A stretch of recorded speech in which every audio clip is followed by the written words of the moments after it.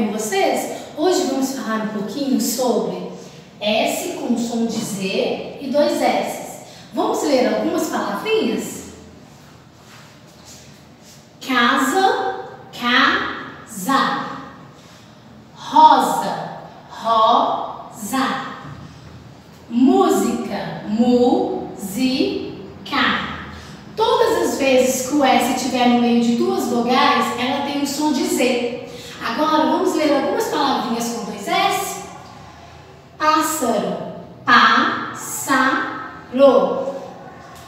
Osso, osso. Gesso, gesso, gesso.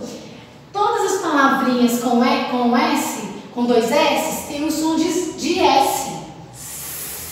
Agora, turminha, pegue seu livro e vamos treinar algumas palavrinhas com S, com o som de Z e dois S. Um grande abraço!